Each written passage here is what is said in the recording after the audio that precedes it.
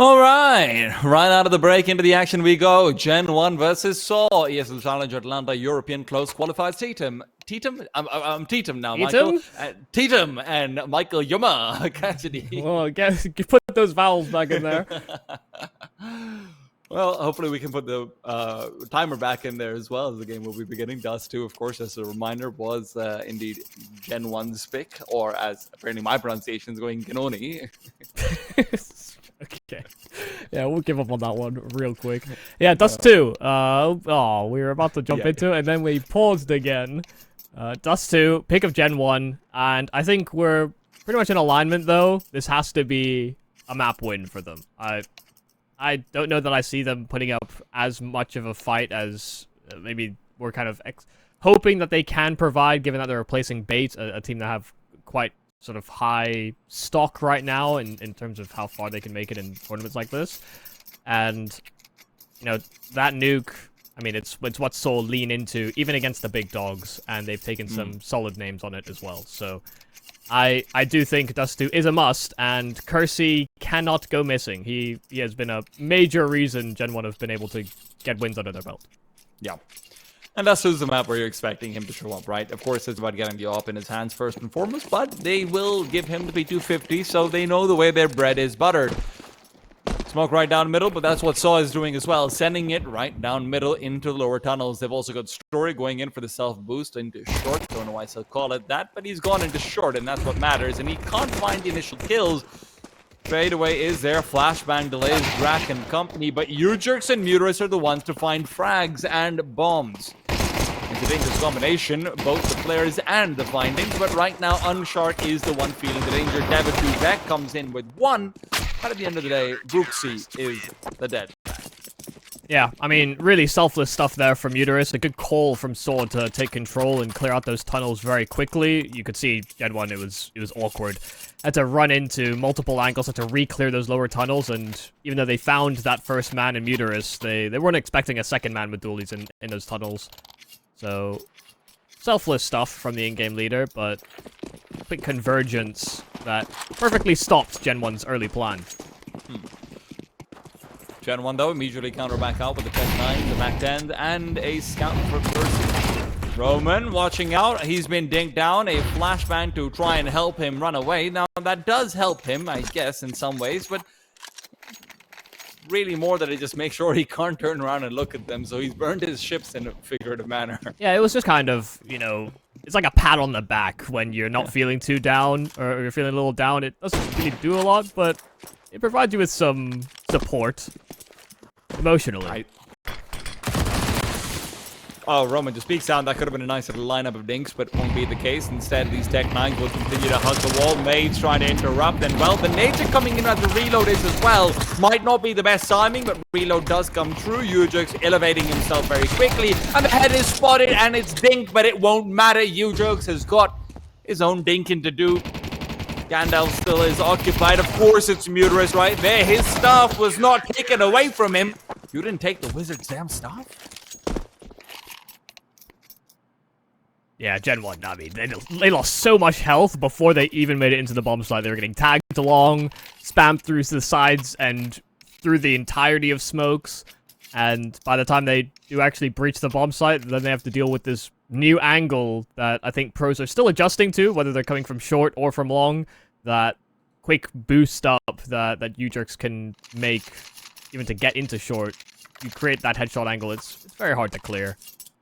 So, nice quick adjustments from sAw, but all that damage they did, I mean, that's really the MVP of the round. It wasn't really anyone's singular kills.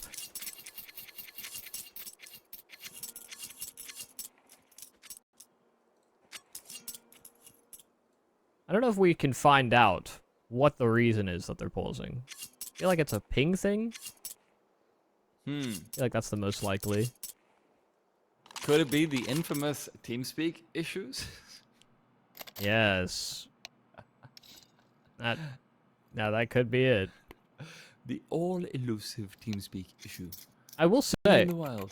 I have had this problem recently with Windows where my microphone just stops working. It like lags out almost, and you have to restart it manually. It's a little odd. So I think Windows issues and TeamSpeak issues are both some of the most iconic ones because they both make sense. Don't get me wrong. yeah, But it's just I sympathize. You know, there's sometimes Yeah. these things just happen for no reason. I'm sure there is a reason, but hard to diagnose.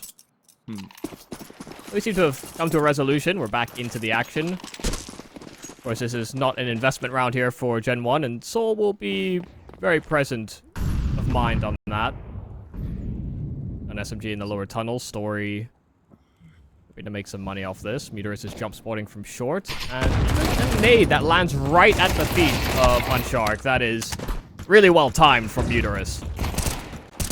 that is diabolical now. Story is just gunning it forward, picking up the cash, and it is looking easy, mowing them down. GenOne will have enough money to be able to purchase up an AWP and Cursey if they want to bring that out, but because he went for a deagle, it will have to be without much protection behind it. Now, I will say, how are you pronouncing Cursey or Cursey? What are we going with? Because in my head, just for context, this word is also, it's a word in my language. It's a word in Urdu, which basically just means chair. So immediately, mentally, I just register it as Cursey. Yeah, no, I would have said Cursey anyway. Okay. The funny thing is, we have both said completely different things right now in my ears. Cursey. Almost like cursor, but Okay, with a Y. Cursey. All right. Okay. That's how I would have gone Okay. about it. But I'm good with chair too. You know, we can. You may be a little confused, but look back at the VOD thinking, why do they keep calling me a chair? That's why we got the explanation out nice and early. Yeah, hopefully this isn't going to be a trend, even if so far it is. But one of the things that I am also kind of curious about is about whether or not we are going to see maybe some more of these forced by shenanigans. If Devek is leading them, you know, listen, he's been playing for a while. He's obviously been watching Counter-Strike for a while as well.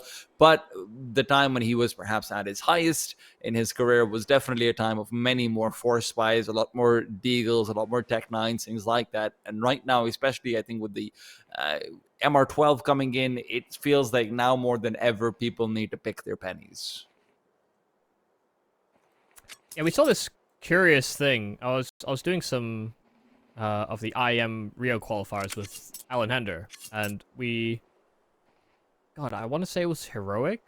I think it was Heroic that they didn't buy in second round. You know, they didn't force buy after losing pistol, but then they bought MP9 armor in third round instead of full guns, which we thought was quite curious because you actually would be able to afford that in second round too. But then they might not expect the aggressive move with the MP9. I don't know. It was curious. It was definitely a curious buying route. It's one of the few, I guess, differences I've seen as opposed to the more traditional.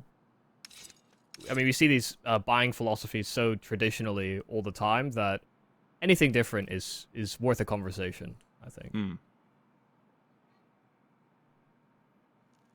They just floated a bunch of money and then went MP9 armor. It's just, I don't know, it's cool.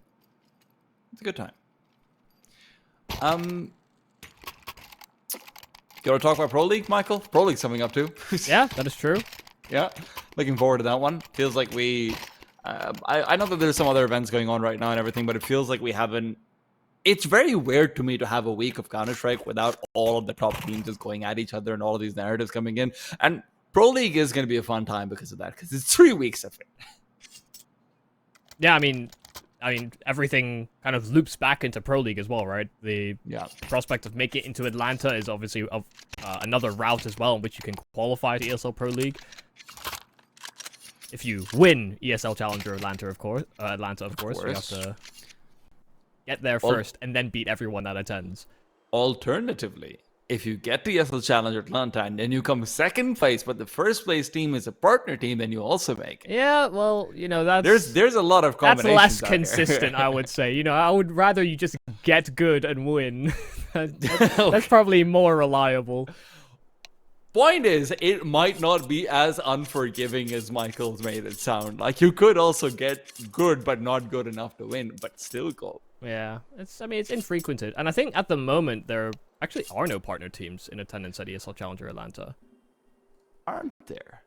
I mean, What do you- M80, FlyQuest. Oh, it's right, I guess of course, because a lot of them are going to Rio, right? Yeah. Ah, that makes sense. Well, Big are in attendance. But everyone knows Big can't win anything, right? Is that what you're about to say, Michael? You are Well, so no, rude. no, Oh my it's- goodness. Just because they're not the best German team anymore, just because they lost to Alternate Attacks a couple of days ago, just because they can't win anything, stop being mean to them. Wait, did they lose to Alternate Attacks recently? Bro, they lost to Alternate Attacks. Oh dear. I diabolical. actually didn't know that. Oh yeah, they did. Yeah. We don't. They got destroyed on Inferno they got too. kind of owned. Sorry, this is a live reaction. I'm devastated. In all fairness, Alternate Attacks did go on and do really well at the tournament in the end of the day. But, Sure. But yeah, like they won the tournament, right? So, but all that does is give me more proof that Alternate Attacks is the best German team, to be honest. Yeah. Okay. That's interesting. Yeah. If anyone hasn't been watching Alternate Attacks, because, let's be honest, I don't blame you. Perks is quite a talent on that squad, Okay. actually. He's legit. He's one of the best anchor players I've seen in Tier 2.5, Tier 3 in a while. I'm really looking forward to it. It sort of reminds me about what Faven was supposed to be, but I think Perks feels a little bit more disciplined to me than Faven was on the Sprout side. So I'm quite enjoying watching them, actually. They're a team to keep an eye out for. That's cool. It's probably been like four or almost 5 years since I've seen Perks. I think the last team I remember him on was Euronics, and it can be difficult to always keep tabs on players because they're obviously still playing a lot of games, but then they're maybe less frequented on HLTV officials, or the leagues in which they're participant on aren't being broadcast, so it can also be tough to keep up with them. So yeah, okay. I didn't realize Perks was 25, so never mind. He's not a young talent, but he is a late blooming talent. There you go. I'm bringing that one. Yeah, they got in. Arrow and Hyped on there as well. Yeah, okay, That's that might true. be worth having a look at. For sure. Yeah. He is also half French, so you know what? We've got French team on the server. I tied it all back in. Nailed it. There you go. Well, they can't figure themselves out at the moment, I don't think. They're the ones not buying, so I imagine they're also the ones that have the problem. Yeah, that's true. Any other teams that you want to keep an eye out for in the... Oh, by the way, you know what is cool, though, actually, funnily enough? Alternate Attacks, this is their first tournament. This is, shout out to Ted, the Bulgarian caster. Ted CS, I think, on Twitter. Ted told me, because I was casting the semifinals that Alternate Attacks won yesterday with him. And he just goes like, oh, Alternate Attacks, the last time they won a tournament was back in 2020, which was the Malta Vibe Series 2. And funnily enough, Michael, that was the first tournament we ever casted. Yeah, I thought it was when you said it. So, that was a very different Alternate Attacks, really. That was a very different us as well, I would hope so. Yeah. It's been a long time. I hope we've come a long way. Well, I mean, we're still waffling, as you can see right now, but... Been waffling since 2020. Yeah. Ooh. Oh, that was promising for a moment, and then it didn't do anything. Yeah, I think going forward into ESL Challenger Atlanta, M80 are a very interesting team to look at. True. Maybe FlyQuest as well. I'm less interested in FlyQuest, I'll be honest, dude. I always think FlyQuest can be so good, but I don't know, they've just been the same for the past, 4 or 5 months, so maybe a lack of development. I just think FlyQuest should be good. I'm with you. Like, their individual players are really good, and Dexter was supposed to be the turnaround point, but who knows, man. Thing is, though, it also depends who they're playing up against, right? We've seen them play up against some of the upper echelon teams. Now we could theoretically be seeing them play up against sAw or GenOne, but to find out, we have to see a winner go forward. We have to see this game resume, and that's exactly what we have for you guys. Yes, thank goodness. We're finally out of the pause and into the first gun round of this map between GenOne and sAw. GenOne need to start to get their affairs in order if they don't win this gun round quick. They've got the AWP out on Story on the side of sAw. I mean, they've got guns aplenty. It will not be outdone by the arsenal prepared. But long control has been taken here by the French, but Ujerks, the meanwhile, has slid into middle, and he's playing ahead of the mid-door smoke. He can keep tabs and get information that GenOne may not be conscious of them having.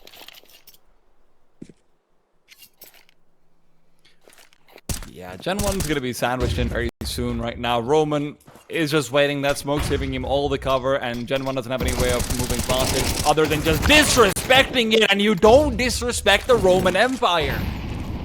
Takes them all down, and now comes in a new Overlord. For the arrows, Dosh comes out of the open, only good for one. Actually, not even that. He had it stolen away by Story. Oh, that was beautiful from Roman. I mean, perfect understanding of the vulnerabilities around that smoke. The timing of his fight as well, just as that smoke is dispersing. But they lined up so well against that site wall. And yeah, GenOne are going to be very disappointed with how that round develops. They get long control, they start staging into A. But because of that U-Jerks information, there were 3 already on the A bomb site. And there was always that prospect of a flank. That's really challenging. It was just a little too linear. And that's always why setting early precedents of a default and showing control around the map can be so important. Because if sAw play aggressive like they did in that first gun round, then there's a lot of free real estate that is effectively uncontested.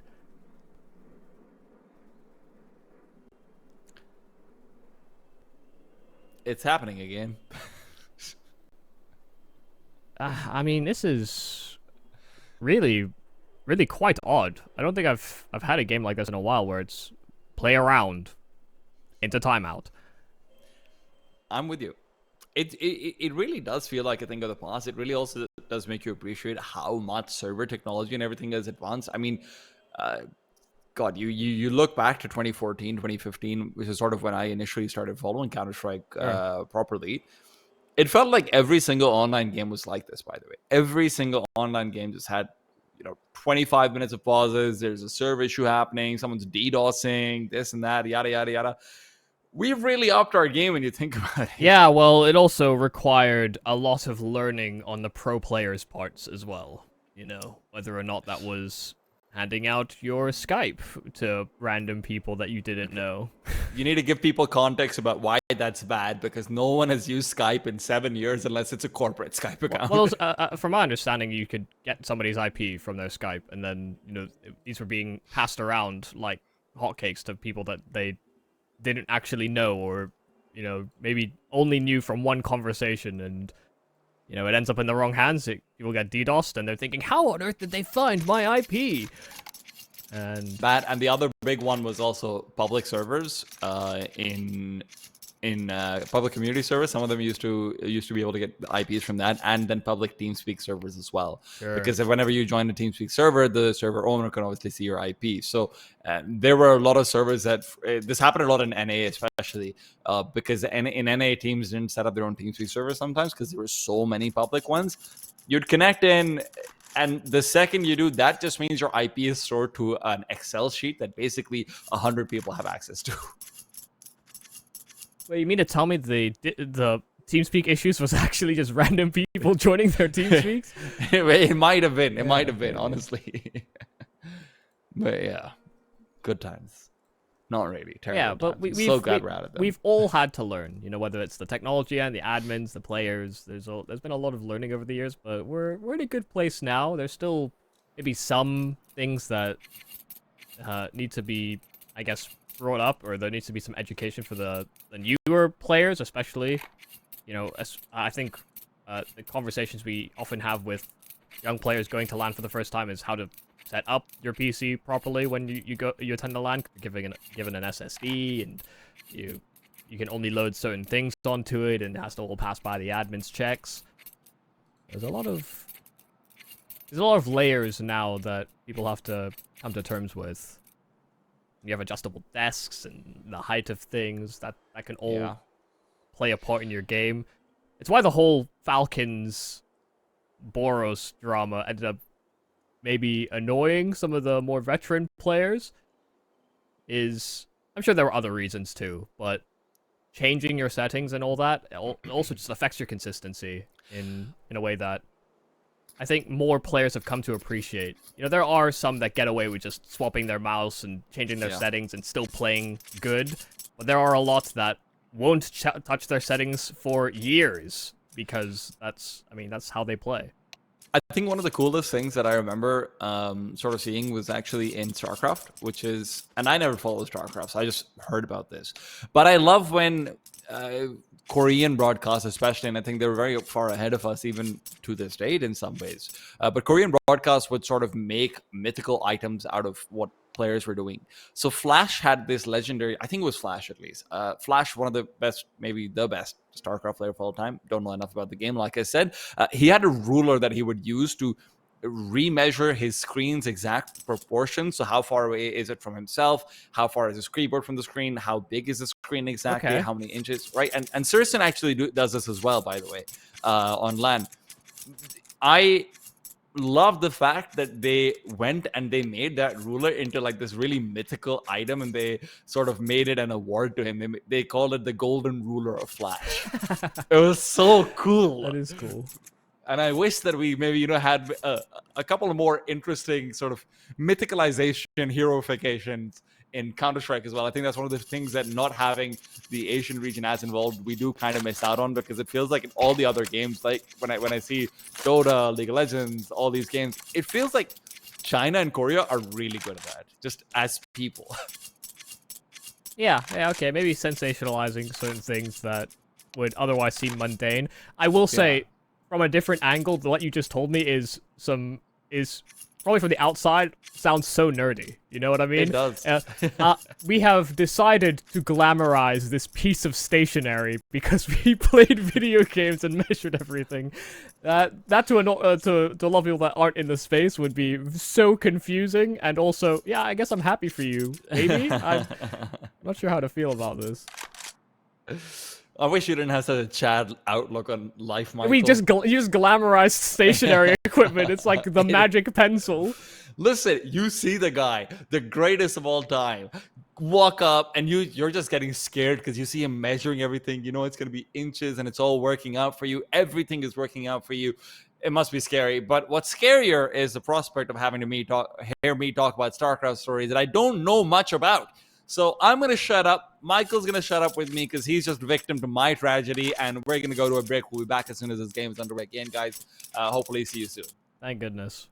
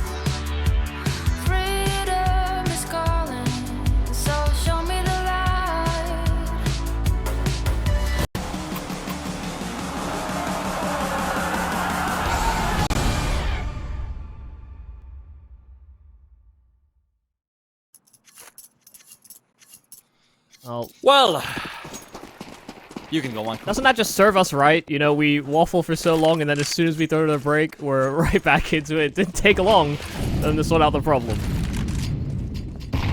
Let's not jinx anything. It's been a pause every round so far.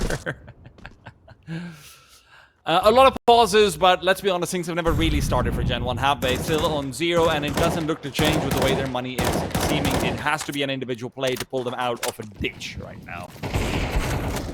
And that may have just found that individual play. Devin Devek, as the smoke faded in mid, does catch Story, so that's the AWPer down here for sAw. Udrix is still holding on to mid, though.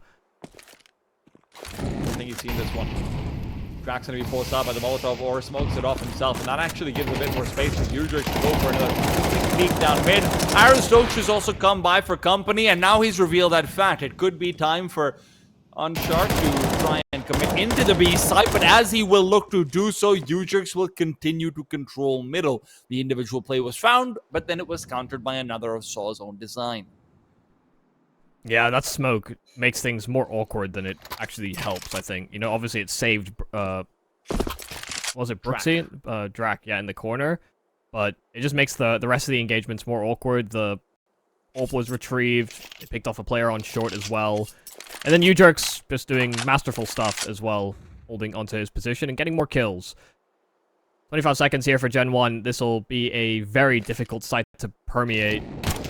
I don't imagine Goose will be anticipated that much either. This will have to be a hard clear out from Unshark, and it is directly into the corner, but an off angle taken by Muterus, and the in-game leader doubles up for the final kills. 5-0, and GenOne will once again be left without money. Reminder, this is their map pick, and look, I will say sAw's not been awful on Dust2, generally speaking. They are alright on it. So it was never going to be an easy, hey, this is a good counter pick that we have for ourselves. Unfortunately, you still have to show us something. And the other unfortunate thing is we still haven't actually had an AWP picked up by Kersey. And considering the fact that he has been their highest rated player, he has been sort of the motivating factor to get them this far. Nice nade, by the way. You would like to see that coming out. Kersey's down. Yeah, once again, Roman is allowed to escape from long without suffering too badly. You know, losing health is fine, as long as he's able to keep himself afloat. You know, he has teammates behind him as well. After an initial scrap, GenOne, once again, wounded and down a man.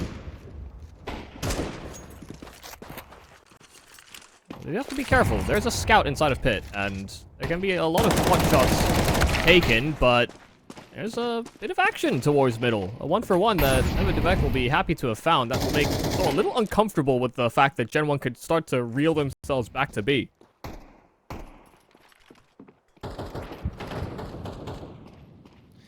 Ujix is going to be knowing what Devek is up to, though, and the head will not be spotted out. Still, adjustment is good.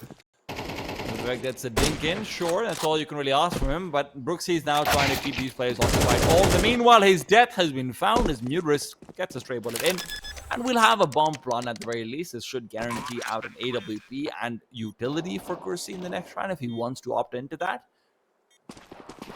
This is a 1v4, but this is very winnable. I mean, 2 tags on Ujix or Roman, they're down. Story and Roman, they're down. Ujix, only 1 bullet is needed, so they have to cluster up very close together and hope they trade. There isn't a flashbang to try and get into the bomb site either, so maybe there is a possibility. Good for 1, dink on second, but it's not the right player. Muterus was fully healthy, and he was the man you wanted to have to try and trade. So nicely done, good attempt, but at the end of the day, a 1-on-4 is always hard, no matter what their HP is. Yeah. I mean, it is well leveraged. Lowest health player goes out first. You know, it's almost in descending order of, do you have health or not? Okay, you are fed to the wolves so that healthy man can go in for trade. And Muterus did exactly that, even though he did get dinged. There's a lot of damage from GenOne, all things considered, but that was a half buy. They did get the plant down, but they also now need to start getting rounds together. Already 6 for sAw, and that's enough here on Dust2 to be confident. Always going to be fiending for a little bit more. 3 players grouped up in the B-side tunnels here for GenOne, but none of them actually lining up nades. That's because they're hunting on the Kersey AWP, who has finally struck in with that gun for the first time.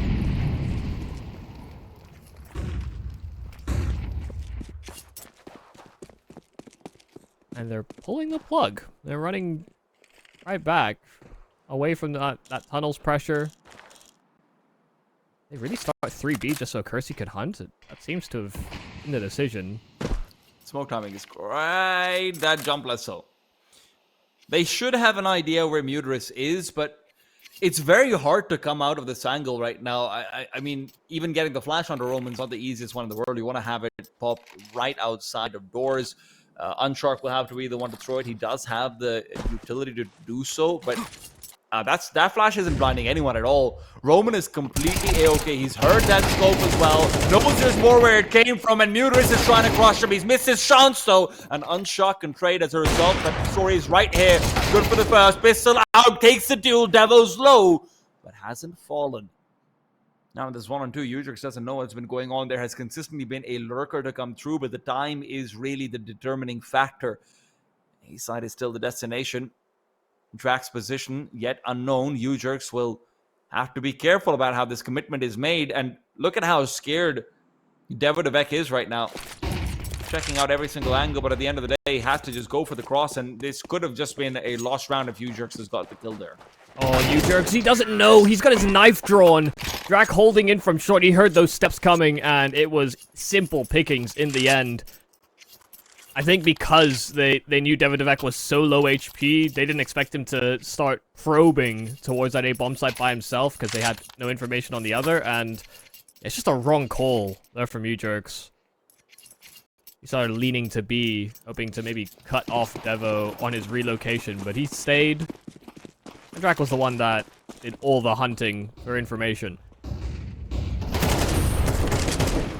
Fully blind is Devek. This isn't going to be a pretty fight. Udrix is making it look good, but from the other side, still jump up, spot out, still wants to fight, or at least let Roman do so. Again, he is so aggressive, feeling confident, and for good reason, really. Yeah, 2 players right behind him, ready to trade and spam right through the smoke.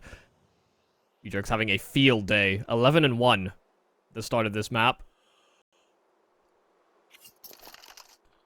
He started 7-0 as well, in the first 3 rounds. So, he's loving life here on Dust2.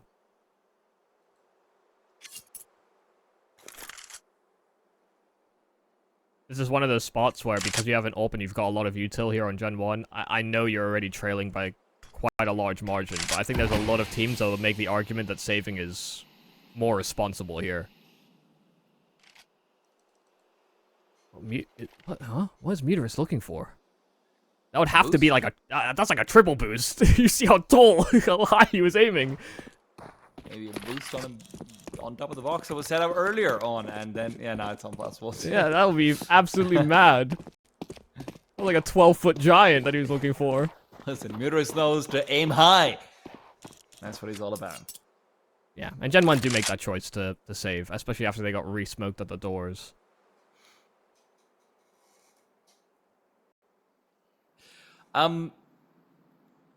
Is there anything they can do over here, right? Obviously, you keep playing default, you keep hoping for picks and everything, but is there one specific thing? Obviously, Kersey is the one who found the kill earlier on with the op. A lot of commitment to try and make sure that that was possible. Is that replicable? Yeah, I think right now they're just getting pushed around. We haven't really seen them, I guess, stage the round like a lot of other teams would with a more traditional default, but maybe they don't think they can get away with that because sAw are being pretty active, whether that's on long or with their fast pushes off short to challenge the mid players. sAw have shown quite a few different aggressive lines. So I think GenOne right now are maybe a little confused about themselves about how they should approach this, because when they're splitting up on the default, they maybe feel they don't have enough manpower to actually stop sAw from doing what they want.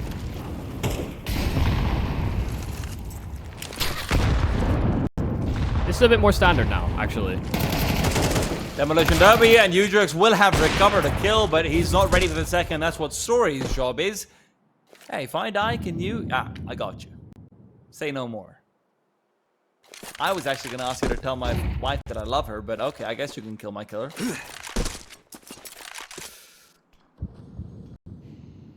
This is really worrying. A lot of pressure mounting on this B bomb site. Rosedosh has a chance at it, and he has a lot of bullets downrange before he finally finds his kill. Unshark down to half HP. Smoke is still weird, so the ult of Kersey can't really get engaged. Unshark, good trade, but down to 10 HP. Yeah, just Story pushing through the smoke with the op. No. He's just getting a shot at. Okay.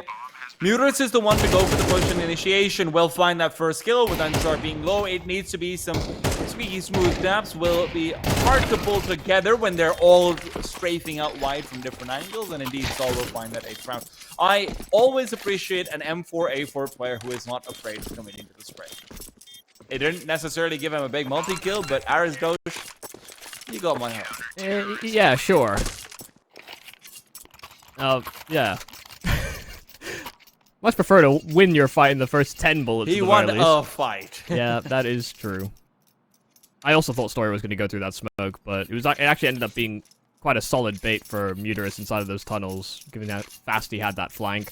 Of course, he heard a sound cue from Kersey much earlier than that hit actually happened, and then once he got confirmation of a second player in those upper tunnels, he knew he could make that timing play. Fast play out long, but they only send one out this time. They don't have as many committed bodies. That's because short will be heavily occupied by these Ts. This is a great time to call this. Muterus, though, oh my goodness, pulled a molly out just as he went for the swing. Had he had his gun drawn, they were not ready for that fight. GenOne, a nice opener and some territory that is going to be quickly put on notice. A quick flank from the tunnels. The bomb is down. They need to go back for it soon as well. Story's just trying to make sure he can find one kill as a try and foray over.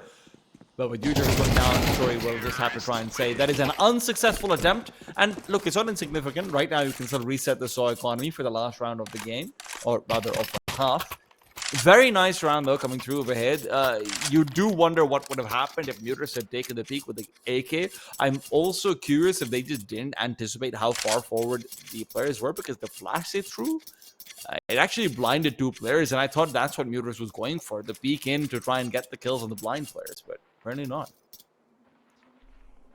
I mean, I think GenOne have just run such a one-track game so far that after all the presents thrown out long, they didn't expect that there would be, I mean, heavy numbers elsewhere. And that might have just simply been a lapse in judgment. Because they only ran 2A, and Muterus had to sort of back up the Roman fall off. Maybe try and keep tabs on how much noise he hears out at long. Maybe just running through the motions, but it was a good change there from GenOne. A little bit of misdirection.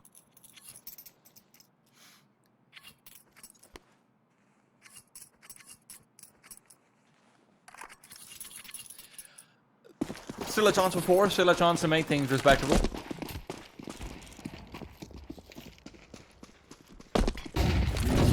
No one in middle. It is all out to long, and Roman will once again be left to try and contest this pretty much all alone. He's done a great job of it so far, but the hard commitment from GenOne will not be coming through. It is in fact going to be a targeted play to try and find Unshark. Ujerks will collect on that frag. And as he does so, the call is clear. The B site is the same. All you have to do is check out for middle. Ujerks will be giving over information that it is unoccupied. Roman continues to make that smoke his best friend. Muterus is clutching his friendship bracelet in envy. Yeah, I mean, Roman honestly has been doing so well with this smoke. I mean, that protocol for sAw is really paying off dividends. But this time, Brooksy does catch Story in at range. The gap over the top side of it. Rack as well, creeping into the B bomb site. If he can pull his teammates away, they actually would have a free site. There will be some suspicions for sAw that the timing like this could have been hit. But if GenOne want to go, they have to go now. Rack does find a kill from that flank, and sAw are starting to pull the plug on the A defense. GenOne actually will maybe even have a free A bomb site to walk into. Wouldn't go in for that just quite yet. They are just trying to isolate Drac, but now they know, and the shots have been missed. Duvek recovers the 1. So can really bite down on it. You're right, Michael. It is free, but that grenade is fantastic. Shot missed by Brooksy. Muterus able to get away. Too many heads to deal with, and right now he can't find any of them. Returns back to Gandalf and will wait for Roman to come in. Roman will have distracted players, but now the AWP will turn around. Not in time. Brooksy down. Muterus can't get the follow, and Roman will have to turn tail. Yeah, such a key kill there for Duvek. I mean, for him to have found that timing as well, I really thought this was going to blow up in GenOne's face after they started to continue to the A play, but sAw didn't full clear to long. They just saw the fact that Drac had got that kill through B and that he had control of that bomb site, and they were immediately sprinting to try and counteract that. But had Duvek failed in that fight against Muterus, it would have been very difficult for Drac to fight back from spawn, even with the low health on both those sAw members.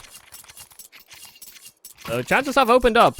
You know, you mentioned the idea that they could at least salvage some of the rounds out of this half and break that money. They have done exactly that. sAw are down to some SMGs. They'll get that M4 out on Roman, and Muterus actually going for the scout.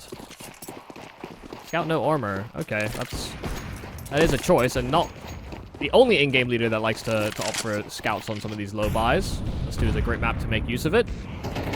Udrix is pushing up mid with that Muterist support, trying to keep those long-range angles while Udrix plays close. It still does look to be just a full... Why is there a smoke on the ground? In the B tunnels? I think that's a bug with our PUD. Alright, just making sure. Yeah. Okay, it is bloomed. It was bloomed. Okay. It's a little bit confused for a second. Yeah, I think from time to time it doesn't show the circle, it just shows the name. Yeah. Can be troublesome. It is also going to be troublesome to deal with his B-side hit, right? There's only one player over here. If it is a full commitment, then Arizdosh will have to come through with a multi-frag. Muterist spots out what Drac is up to.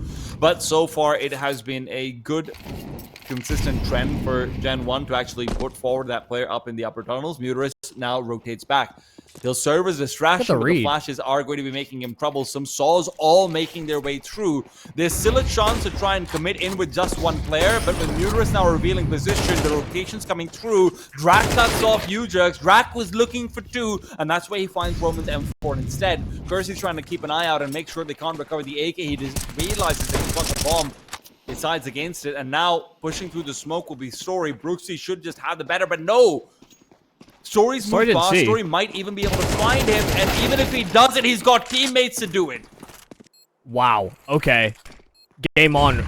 Man advantage here for sAw. Flash as well around the corner, but the nade as well has slowed them down. Kersey first to take contact. An Unshark there to also scrape the goods together. He had pistol drawn on Kersey. He was not ready for more aggression in from short.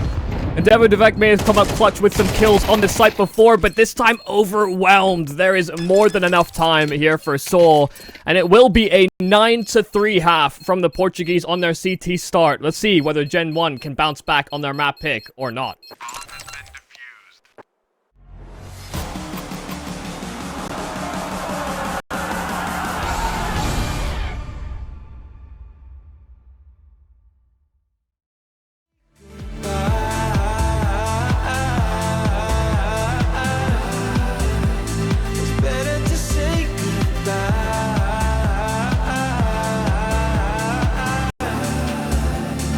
Why did you say goodbye? It doesn't matter. We seem too young to understand. For the better. The weather changes when we dance. Belong together. Catching sunsets, riding waves. Forever, where the rhythm never ends, where the rhythm never ends, where the rhythm never ends, where the rhythm never ends, where the rhythm never ends.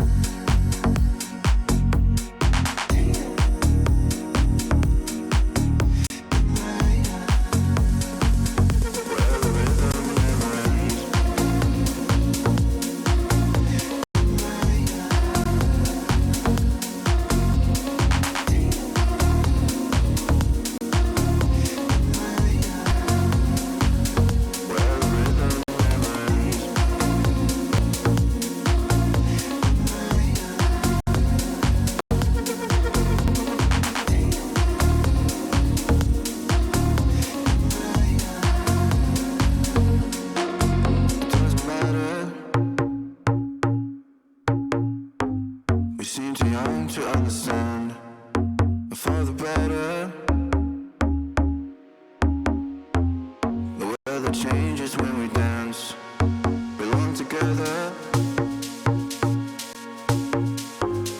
catching sunsets, riding waves, we stay forever, where the rhythm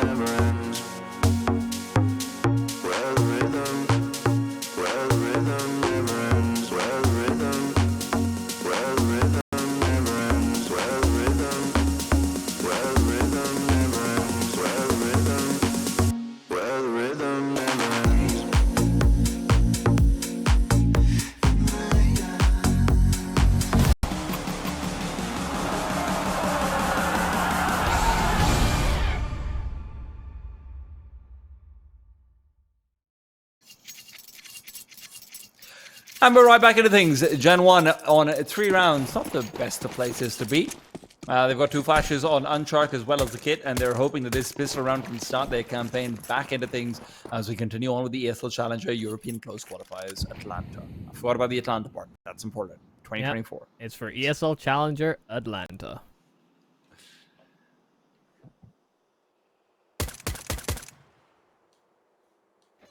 Well, a very slow pistol here from sAw. Lower tunnels into short. Making use of that mid-smoke as well. Devek, they tried to at least feign some presence in middle. It will be taken up by Kersey as responsibility. Flash is beautiful. It actually forces Kersey away from the angle. Smoke down in the mid-B split, but that is all a ruse. They're making their way up short. Unshark had a nade pulled, and Story will happily take his head. It is Drac that remains in from long, and he's trying to fight for position, but that will prove to be a mistake. Missed shots and sight taken. 5-on-3 here for sAw in the T-side pistol. About as good of a start as you could hope for. Maybe Brooksy can make it a little bit less comfortable. No, it's still pretty comfortable. Roman's got a recliner. He put good money into that. It's even got a massage functionality, Michael. Gotta make sure you're getting your back massages in. This was a... I'm sure you're familiar with this concept, but it's something I was talking to Alan about a bunch. Is, you know, the first mistake was reading it to be a mid to B split without fully having any other information aside from the smoke. But that first mistake that ends up in a Story kill, fine. The following attempt out from long is another mistake to try and compensate. It felt like save a buddy syndrome almost, where we need kills out from Unshark on long, otherwise the round is done. And once he ended up empty-handed, you know, it proves to be just a mistake to play it that way. They were already hoodwinked. You know, they were just hoping for a miracle. There's been a couple of mistakes so far, and it doesn't feel like they're about to end for GenOne. sAw is really looking like they just are completely outclassing them, and unfortunately, it hasn't really been any stand-up performance on the GenOne side. Haven't really been anyone who would say, hey, this guy's kind of killing it. And speaking of killing it, Roman has been doing just that all across this game. A-long from T side, A-long from CT side, he's just in control. Yeah, he's been dominant on long. Even when he's been giving it up so frequently, he'll still get kills after they take it, so... I will say, as much as I was harping on the mistakes of GenOne last round, those were forced errors. sAw have been doing a good job of manipulating the map. They played together. They did a lot of that on CT as well. Unchark's got a chance to try and make something work with the Eagle, but with the Molotov coming his way, that bottle is not great, even if that shot is now. Kersey, a chance, but it is taken right out of his hands. Roman finally felled, and Drac is the one to do it. Maybe more where that came from. Devek right behind him. The double Ds will peek out, and the next one is not even needed. Drac puts them down with some sharp shooting, and GenOne around that looked lost is quickly turned around. Yeah, I mean, that's really well done. It's a nice couple of opening kills on those pistols, and just like that, as soon as it really comes down to that B-side execute, they're just heavily clustered up in those tunnels, and, you know, Unshark, with that one frag, the fact they had to wait for the Molotov to do its job, it bought so much time for Drac to come in on that rotation.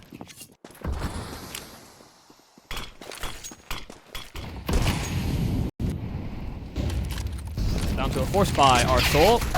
The pistol, and then lost the follow-up. Udurks just runs down Devek and at long, and Brooksy's been taken down to 28 HP himself.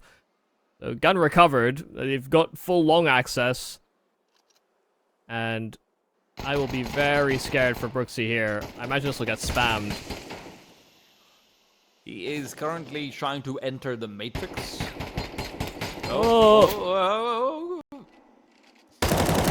Check it regardless, and it should be a freebie. Takes a bit of damage for it, and that's what Kersey's hoping to capitalize on, but now he realizes Story's taking the enemy's position. With Drac and Unshark being the only ones left alive, turns out that this is even cleaner than maybe we would have thought. All 5 players kept alive theoretically in a 4-spy round. Thank you very much. Yeah, and they're going to want to run into spawn here. They want to take as many guns as they can from these CT players, but... yeah, they may have only started with the pistols and the scout. They make away with 2 AKs and M4 as well.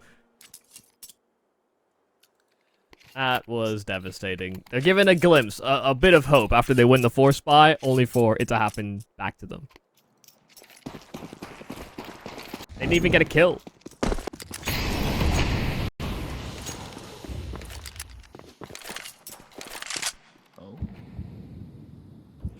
We saw sAw being quite successful with this lower tunnels push play a couple of times over. Let's see whether you can have the same come out from Rack Corsi. Off angle, but it is quickly dismantled. Flash is great, and U-Jerks can follow up because of it. He is feeling so confident that they're not going to peek out. Even pulls a nade. Drac, though, pulls Rasdosh's life out of his hands, recovers the AK, only 1 HP. So for the rest of this round, he is going to be largely irrelevant. Molotov down, forces back Debaduvek, and that's a man who U-Jerks will be out on the hunt for. All in the meanwhile, Drac trying to tighten and noose around their neck. He peeks in. Maybe a chance, but U-Jerks running out of bullets will lose his life to Unstark instead. Remember, Drac is still flanking, but no one really to flank anymore. Coming in from mid or long either way would just be certain death. He might want to save. I don't think there's any mites about it. 1 HP, 1v3. No siree.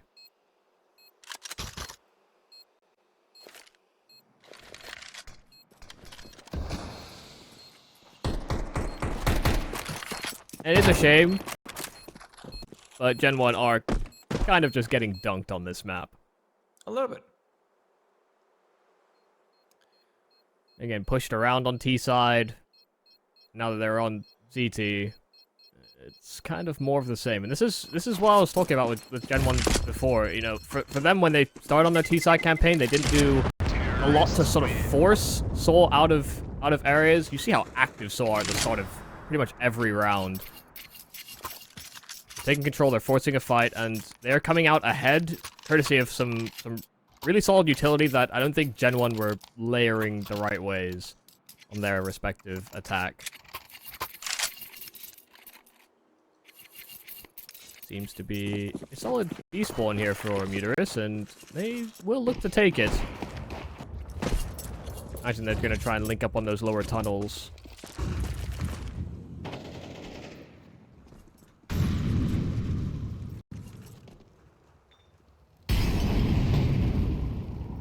This time it's a long side smoke from GenOne, but no actual presence actually thrown along. Maybe because they've lost too many members before. U-Jerks nice headshot onto short. It's just so disconnected. There is no secondary portion of the plan here for GenOne after they lose that man on short. Debaduvek has to compensate as that last man on the A bomb site. So, a good counteraction by Debaduvek.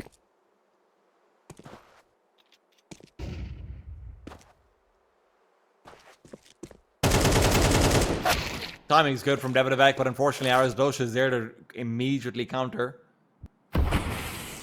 Unshark and Corsi, last one's alive, and life is short-lived, Michael, and so was GenOne. If not for the technical timeout, 13 for sAw, they make that one look incredibly easy. And like I said, unfortunately, we didn't actually have any shining lights out from the French side either. There's no one really to say, hey, at least that guy did super well, right? Maybe Debaduvek, maybe.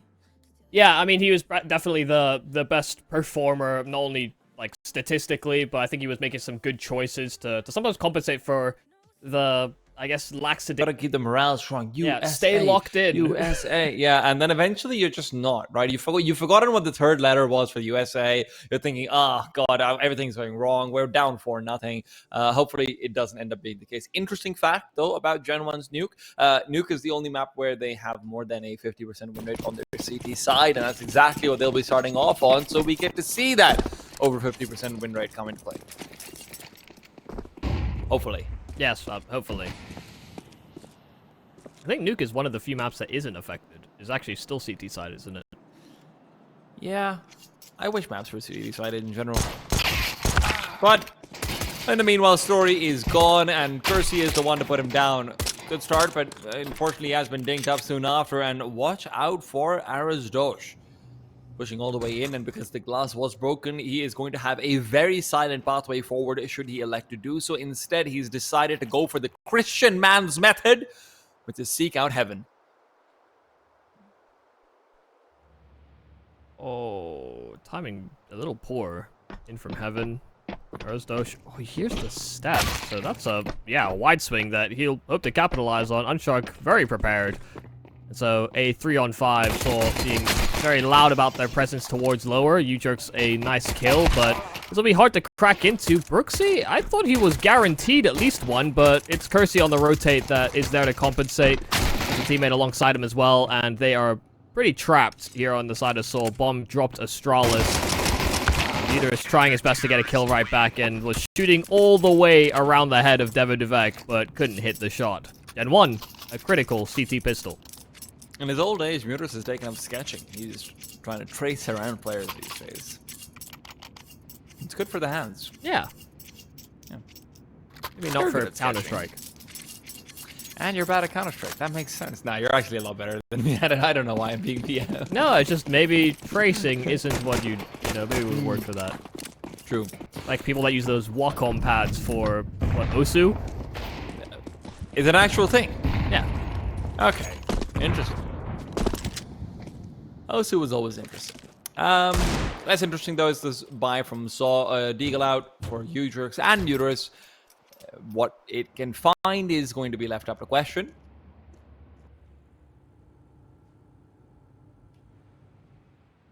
I don't even have a flash, so bursting a spot will be very difficult. Yeah, it's just with them resetting ramp like this. Flash would have gone a long way. Unshark is playing a very defensive angle. It's a good off angle to be trying to hold on to, but you can also be taken down quickly with the 1v. So maybe a world, no, that world is not one we live in. Kersey is behind him as well, and he has had a good time. A short time, but a very good one. Yeah, good control between those two players. Like you said, a very defensive angle, playing shoulder to shoulder as well. So after Unshark took that contact, Kersey was very quick to rectify any sort of chance of territory being lost.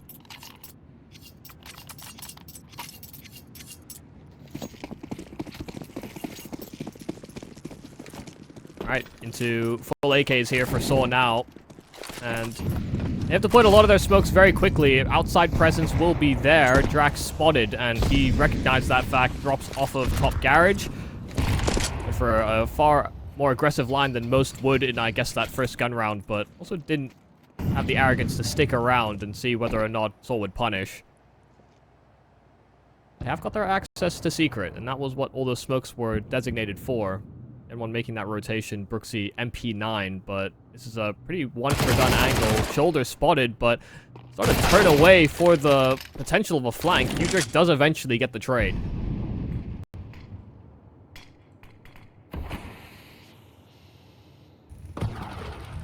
I think the challenge will be how they link up this lower pressure. Well, don't exactly have a lot of util left.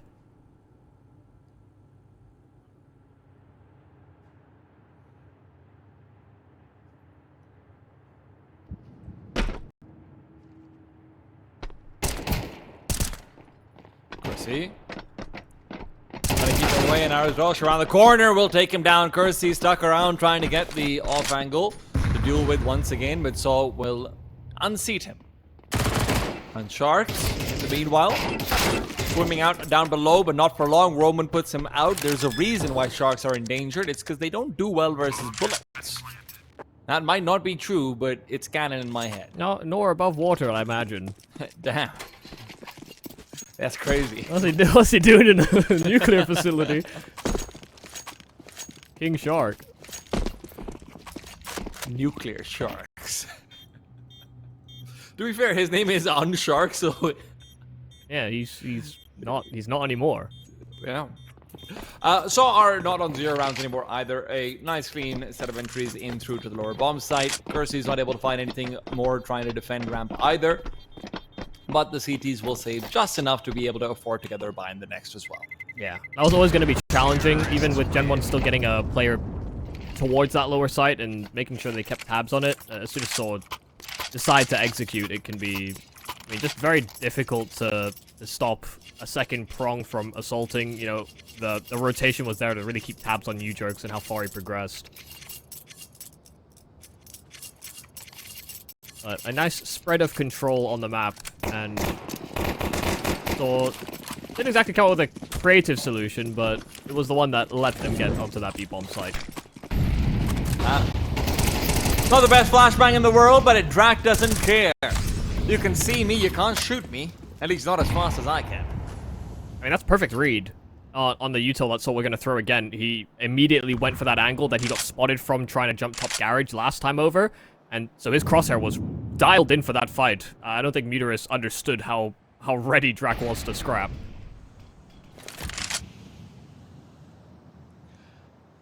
Lower bomb site is going to be undefended unless Unshark wants to try and foray over. With Kersey putting his toes back in ramp, that seems to be the case. Unshark will reveal his position though, breaking that glass open. And Story knows what's up. He wants to try and find this player, refacing back in for information. He knows where Unshark is, yes, but knowledge of sharks does not mean protection from them. Oh, wow. I mean, it's just a flurry of frags so quickly. There was a bomb plant in the chaos, but Arozdosh, a 1 versus 5, it is going to be far too difficult. All doors open, and many bullets in his body. No loss of life here for GenOne on another round of defense.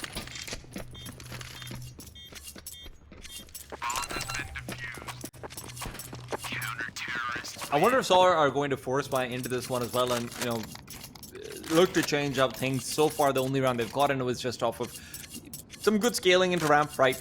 Keeping things pretty simple, and that's what they've been going for even in the previous round. Get some control outside, get a couple of players down at the lower area, and hopefully Story can find the kill. Maybe some more set pieces, maybe something a little bit more maybe not telegraphs, but put together. Sure, yeah, maybe just, you know, fast topside hit. I mean, 2 MAC-10s. It does seem like they are trying to throw pressure that way. There's immediate blow of the smoke, but yeah, they're trying to burst straight onto this bomb site, and Arozdosh, a nice double entry, but Kersey answers all the same from main. It's Muterus that gets caught on the ladder. He was holding for the Unshark flank, but still have access to this site, and it is a man advantage to GenOne, but they have to regroup themselves for this retake. Muterus has got a fantastic angle to try and prevent it, though. He'll be the first and maybe even last point of defense, but the flashbang will be more than annoying. When it gets thrown out, Kersey has to be careful that he doesn't just get taken down for the secondary peak. That's what he's watching out for. Muterus repositions, but he's fully blinded out. And as he dodges the second, he only finds one. Story gets the second as well. He knows that Kersey was far away. Kersey's dropped down. Time is ticking down. He's got the kit as well, looking for the duel, and Story's won it outright. sAw with that quick upper hit will be taking control and the round with it. Kersey didn't even tap. Just knew that Story wasn't going to give him that fight, and he won't even escape with his life. It was low enough HP, that bomb takes him down. sAw, yeah, a nice change of pace, and you make that, you know, you ask for maybe a change of pace, something a little bit more put together from sAw. And sure, they are venturing through Molotov and smoke, but their intention always was to speed up onto A. Fire makes the best bricks, I guess, and they were sternly put on that upper bomb side. It's just, it does feel like a shame. It feels as though Kersey is getting so much out of his positions. I mean, he got 2 from that quick battle that ended up ensuing on that bomb site, even through the main smoke. And even with the man advantage, it wasn't enough for GenOne to find the round back.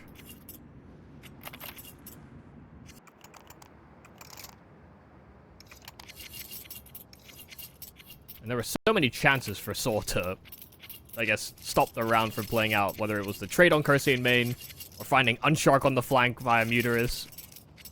Like, there was a lot going right for the French in that one. Doesn't always guarantee you round wins. So sAw have put them on notice. They've shown an aggressive line that they are willing to take.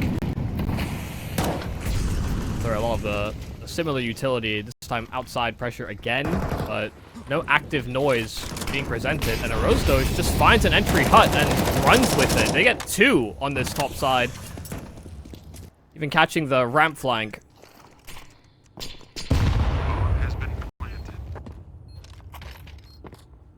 Unshark's got to be careful not to lose his weapon out over here. They need to keep these alive at this point. CTs are not going to have a buy in the next round. They realize that's their priority.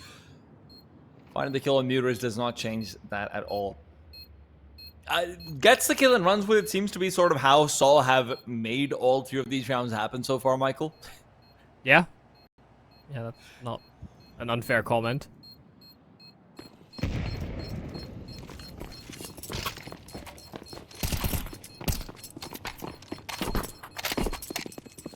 You just see how fast they're throwing those outside smokes as well.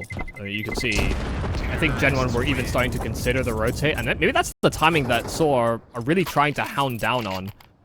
You know, because it's not like they are immediately off of spawn, just running straight for an execute or a burst. They are hesitating inside of lobby for those few seconds so that those smokes can maybe even just sow these minor seeds of doubt. I mean, you think about the responses that CTs are going to do, either blowing open the second smoke past red, or flashing for a red peak or something out of garage. Trying to set up that utility occupies another member of the defense's time. It adds to communications, and you know, it does mean that sometimes the A players may not be able to, I guess, properly coordinate what they should be doing with each other. Maybe they're even thinking about starting to venture the vents to pick up lower.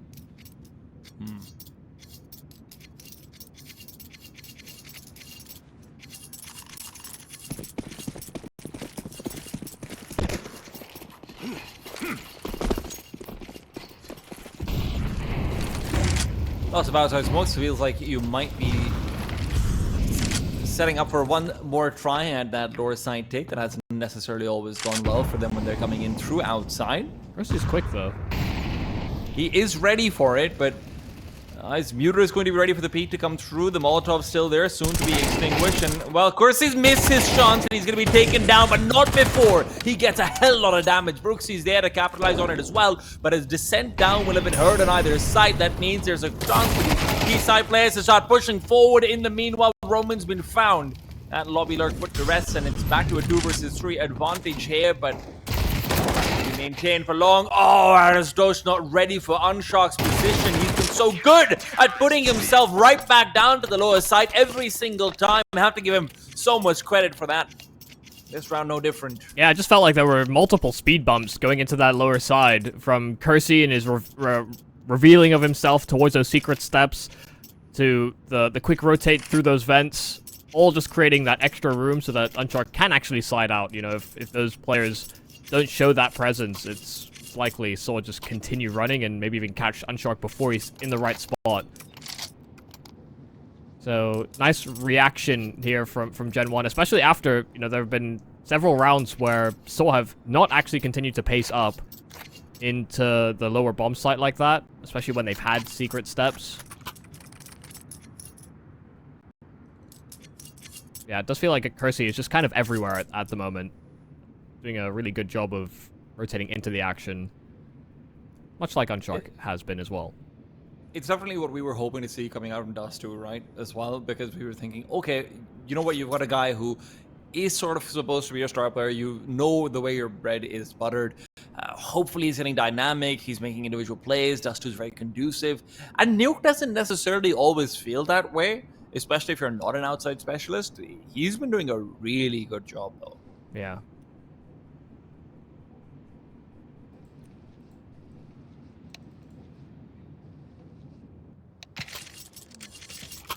Took us 7 rounds when we got back here. I think I am hearing the dicks in the chat, though, so maybe some hope. I think what's maybe a little challenging for sAw now on this T side is, like you kind of pointed out, a lot of it has been based off of whether or not they're finding an opening pick and seeing how much space they can kind of exploit because of that kill. Those are rounds that don't feel maybe the most conducive to replicate them, and I don't think that they can always get away with just sieging the top side of the map very quickly. You know, I think sAw themselves would expect GenOne to have made a couple adaptations to that A-side hold.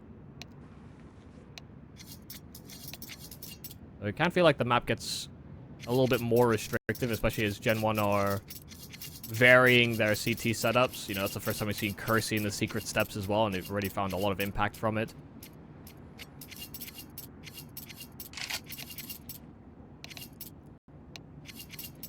And to be fair, if this is just going to be a war of attrition, right? GenOne is in position to win it because of the fact that they've been keeping their economy in a decent shape as well. sAw will be pulling out another, I wouldn't call it quite a forced buy, but it isn't the best buy you could have. You win this one over here, GenOne can potentially even run away to 6 or 7 off the back of that.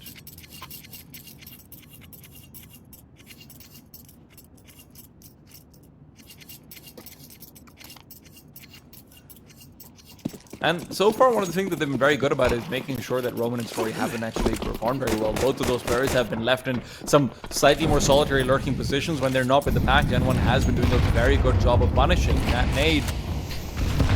Picking up the bench right now, maybe someone wanting to go in. There goes Drak. I think he might have been spotted.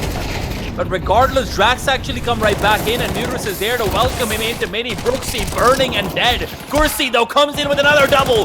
Duvek still alive, but not for long. Story comes in from the side, but the bomb has been dropped on Shark. Always where he needs to be, when he needs to be there. Roman, in the meanwhile, will be dealing with the player who has backed off and decided to come the long way around. It will be a full gamble from Unshark, and he knows that Roman is making noise, taking space, and could be anywhere. Yeah, I mean, really smart play here from Unshark to have repositioned like this, but you can see Roman is making use of the clock as much as he possibly can. Timing. Oh, it's perfect. Absolutely beautiful there from Unshark. Got the information as to where Roman was last seen and was immediate, decisive in his reposition. And Roman was none the wiser.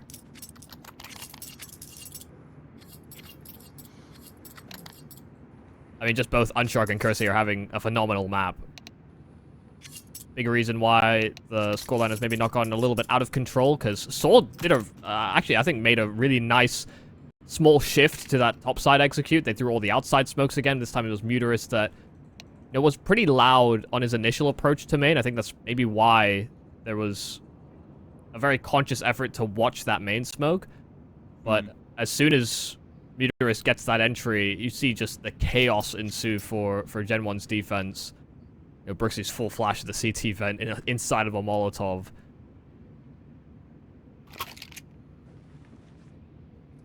Yeah, really solid stuff from Kersey to have found that double again.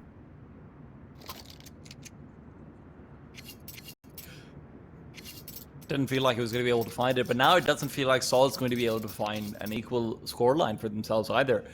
6 is basically guaranteed for GenOne. sAw should be going full eco over here, and then after that, I asked for the change of pace. We've had a couple of those come through. GenOne has proven that they're genuinely responding to this in full force. They have done their homework, and then they've also got their individual protocols down very effectively.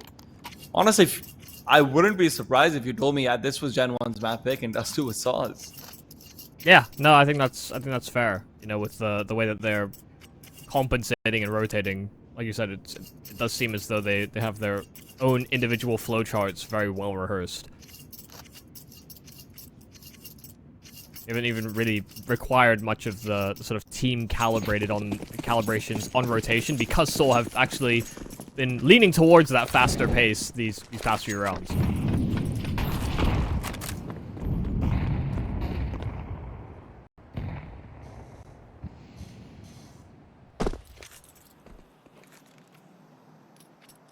Well, just pistols here for sAw. Still some smokes that were employed at the start that they'll make use of. Getting a lot of space towards the red container, and they'll try to just hazard the cross as much as they possibly can. One does make it, and critically, it's the one with the bomb, so Lower being ran through here on the side of Arozdoj, just about trying to get the plant, and he will do no such thing. It's like the worst version of a relay race you've ever seen. Well, they all have the baton, but... Yeah, one by one, everyone just keeps falling behind you. It's like, oh yeah, you go on, and then in the end, you just get shot by the gun that was supposed to start the race. Right, so when any group of people tries to run from the zombie horde, and people end up tripping. Listen, the Olympics just happened, okay? I'm trying to be sporty.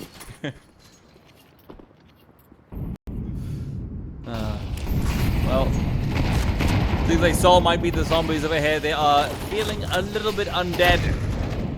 Just looking to be put back to rest. The way things are going, GenOne have really, I think, surprised me. It is easy for me to say with how good they've been on Nuke so far, but right now they still have to top it all out with a good finish to the CT side. If sAw can recover this round and the next one, then they are still A-okay with it. Kersey, again, being tricky, but spotted out as Story was fully silent with the creep out, and where they have found entry kills, sAw have very often found rounds. They're being a little bit hesitant about their next move, though. Slowly approaching in from heaven. Everdivec, nice angle, taking up Drac as well. Presence towards outside. The timing's good. They aggressed into lobby all the same. So on multiple fronts, sAw are getting picked apart, and Roman cannot do anything to equalize the affair. In fact, makes it one to the worse. Double in from door, and there's an approach from the lower side. Story lost his life in heaven, and so it's Arozdos that has to clutch. He knows these angles are coming right and fast at him, and Unshark already so far out from heaven. A great job from GenOne, given how sAw found that entry and took so much room. GenOne had a perfect reaction. It didn't feel like sAw had any room to lose that. Is the worst part of it all. Roman then caught between two angles, not able to really decide between them. Ends up getting neither player as well. Then you have Drax double kill to help them come back into it. GenOne on the retakes of the upper bomb side have also been just doing such good work. You see Kersey die over there. The other thing is that sAw have also been accelerating very much, so we haven't actually had a chance to see if GenOne are good at rotating on their feet after they're down a man either, right? Their rotations are instant and they're good when they come through. So maybe sAw are going to start to regret not going for a slower play, and as Muterus is regretting his life, losing it. And Unshark gives the few jerks the same treatment. A Molotov to follow up, and Kersey's getting the peek out with the AWP, double kill, and maybe more where that came from. Yes, there is. 8-3, GenOne. Great position. I mean, no disrespect when I say this, but who is this team? They are not the same team that we saw in the first map. The confidence they're swinging with, the ability to play off each other and create, you know, new sort of round-winning conditions for themselves is miles past what they showed us on Dust2. It is actually staggering.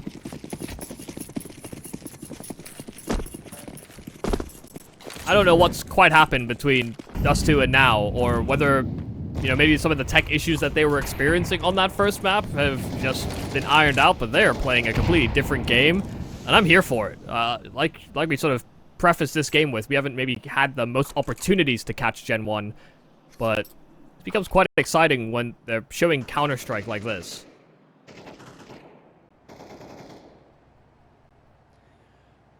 So I've gone back to the creep and crawl as they are also trying to figure out, wait, who is this team? What are they doing to us? Can we go lower? And Drac will know what's coming his way. He's got a grenade as well, so he will reveal his position quite early in. Now just going for the jump spot. Call is simple. Please help me! And, well, they try, but Brooksy loses his life doing so. And now with the 5v4, sAw will actually reset, turn back, and reconsider it. Depends on what Roman is able to find. Arozdos is going to be in a similar information gathering position. Will they clear out CT vent? They will not. Losing out one, Kersey and Drac getting a few more, and sAw are falling apart again despite the advantage. Bomb can at least go down. Muterus hoping to cut off rotates. The Story's all alone up above. Muterus will not be able to find those rotates. All he gets is information that everyone should be coming in from heaven. All three players once again making their way over. Story and Muterus without any utility whatsoever. Off is picked up by Drac. He's going to be going back to toss that flashbang out as well. As long as Story can dodge it out, this could be different. But Flash now comes out finally. Muterus takes the peek. Kersey takes him down. Story's the second victim. It is 9 for GenOne. They have washed out the CT side. Can't sAw do anything in that second half. Counter-terrorists win.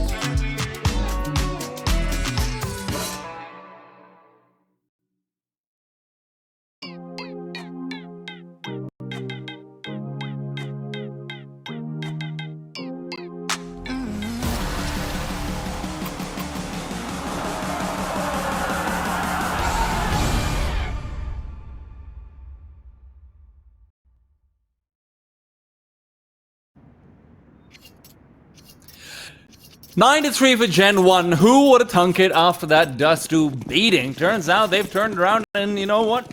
They've got a nice little right hook counter coming back in, but can they close it out? So still have a chance on their own CT side to make this look more interesting. So far, it has been a French surprise. A frenzy. You jerks. Has a lot of friends headed his direction, but none that I see actually helping him out. You jerks. Couldn't even get one. Overwhelmed at that solo box at the back of ramp, and they have gotten 2 kills just like that. The reactions from sAw not netting them a kill back. Well, that went about just how the rest of the game did, actually. So looking like they have to rely on Roman to bring it all together. Roman might have been aware of Drak's possibility, but awareness is not actually much. Drak comes through, finds Muterus as well, shuts him down. It is round number 10, and sAw might be taken out of Nuke very soon. Yeah. Ancient, the decider. I think what's been really impressive from GenOne is that they didn't fall for any of sAw's tricks in that first half. You know, there were many times that they tried to stop freeze and sow seeds of doubt, and you know, sAw thought they were one step ahead of GenOne continuously in that first half, but so often GenOne were reading exactly what sAw were going to do. You know, sAw tried to go with non-linear decision making, and GenOne understood that as well. So yeah, this map has been through and through. I mean, a much better performance here from this French squad, and has sort of piqued the curiosity what they can offer us up in the third map. They've got a newfound confidence coming into this series.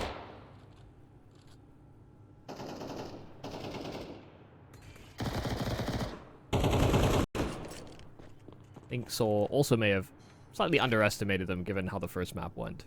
Yeah. There might be some certain words that are needed after this, for sure. It didn't seem like GenOne anti-stratted anything, you know, I'll make that clear. It wasn't as though they were targeting areas that were always exposed. They just didn't fall for any of these weird mid-round decisions that sAw were making. Them trying to be tricky about it. More than anything, they were ready to react effectively, but it's not like, oh, hey, I'll put in a 3 nades over here, or this one flash stage for it doesn't work. Exactly. No. Sorry, though. Peeks out, Unchark, and removes him from the server. Muterus is doing the same, but will they expect player number 3, or in fact, player number 4? Will it matter? Because at the same time, Dust2 is coming in behind. Roman's foot forward could be a bit of a difference maker, but the MP9 spray never stopped, and Gersey didn't either.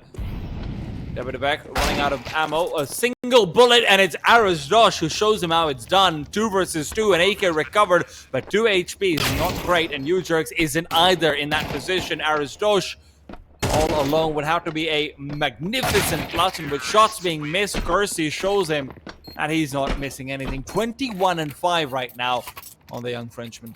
Yeah, I mean, they're feeling great. They even chest bump at the end. There's no other reason. They just jumped at each other like that.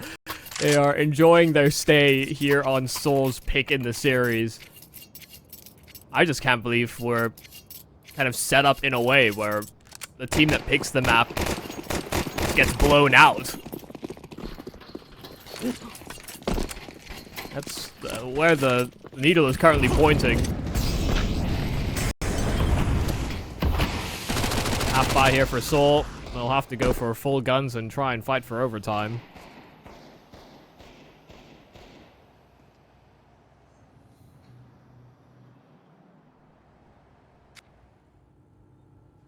And the freest outside walk you could ask for. Yeah, I swear. Might even just be the freest bomb site as well, because even though sAw know that they've left outside empty, absolutely, they are not going to be rotating down for quite a while now. Finally, when they do elect to do so, Brooks has already got glass control. Muterus is going to be first contact likely, unless U-Jerks opens the doors on his own, which might be a mistake. CTs have been given time to reoccupy the site, but as the smoke starts to fly out, it's U-Jerks who has grown wings of his own. A gun recovered, Brooksy swayed, and it's Gersey to find 1, maybe 2, yes, of course! How can I put doubt on the man when he's had a game like this? 12-3, GenOne are putting their foot firmly on the necks of sAw. Yeah, 23-5 in 15 rounds of play. It does feel as though any time it gets awkward or uncomfortable, there's a Kersey double kill that just immediately provides this sigh of relief for the rest of the squad. Been so damn good. Even in the more hectic moments, it seems to be where he does his best work, actually. Pure confidence play here for Kersey, and he catches Udrix hopping around at ramp. Couldn't quite find his feet up from under him. Kersey will just take this in stride. He'll throw presence towards this lower bomb site. There's already this rotate from Roman into the vents. Wait, I think he was loud about his drop, so he's expecting someone to slide out behind him. Orozdosh, good kill from Hut, does equalize back to 4-on-4. Would be nice for sAw to just pick up a couple of confidence rounds as we go out of this map as well. We can't really expect a comeback to be mounted yet, at least, but first in the meanwhile, where we've asked for double kills, he has delivered. This time, maybe not quite as much. Had to die at some point again, right? And turns out this was that point. Drak swatted out, nades to be flying through. We'll be finding Devo Duvek instead. Drak has found a kill, but only just the one before he's traded. Story able to double up, and that leaves Brooksy all alone. sAw will be breaking their dry spell unless Brooksy pulls together a ridiculous clutch. He's getting flanked from Secret, so regardless of what he does here, across the main as well as another angle, but turn around and hello, there's Roman there to greet you. Nice job from Story to have found this triple. And from the aggressive moves that sAw tried to implicate, they didn't overreact to Kersey breaching ramp like that. I think Udrix will be kicking himself. You know, him and Orozdosh are the big fraggers on this team. So for him to have been so drastically caught out by this confidence play that Kersey went for, it will be annoying, I imagine.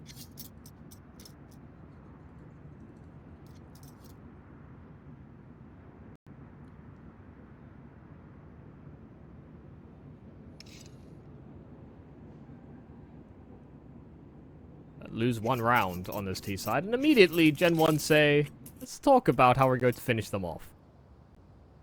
Make sure everyone's head is screwed on that just because they have this lead doesn't mean they can't still lose.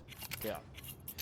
And even if not lose confidence, right? It's a conversation. Guys, listen, we're going to get to 13. Let's make it a 13-4, not a 13-11.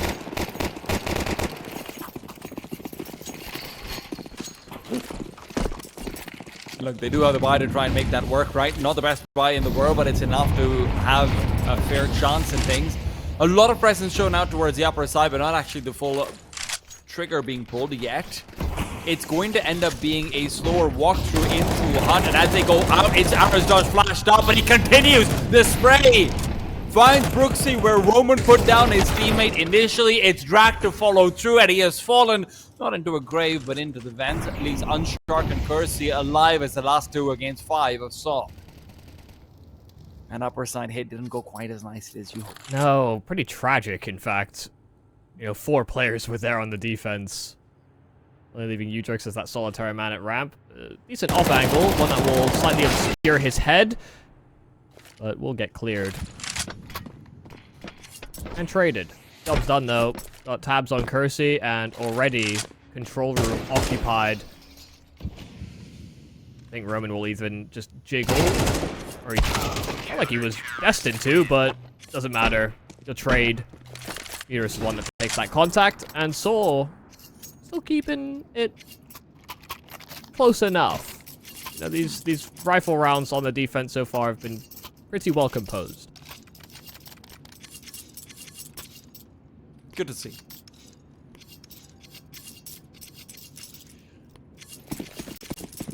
Now we just have to make sure we get past the anti-eco without losing too many players. Yeah, there is that. Sometimes it's not the actual last round of the game that kills you, but the one that serves as the precursor. Yeah. If 1,000 cuts, you might die to it half an hour later, but we know what the cause was. Yeah.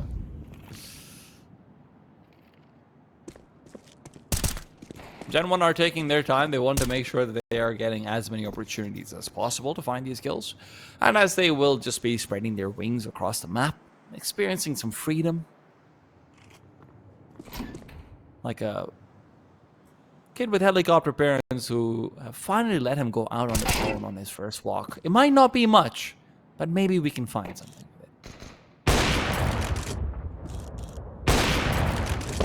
Well, okay. Less than ideal. Alright, third time's the charm. But a Glock does find at least one kill. So that'll be all they wrote. 3 straight. Just need 6 more of them pushed to overtime. Hey, just do it twice again, right? That was easy, wasn't it? Just do it twice. I mean, 3 gun rounds, basically. Unless they get bone plants.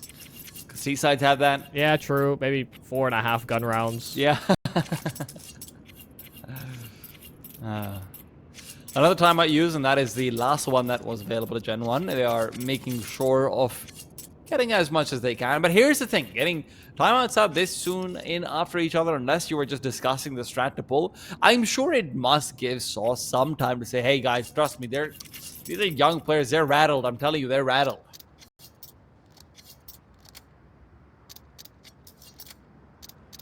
Always feels good to force out attack from your enemy team.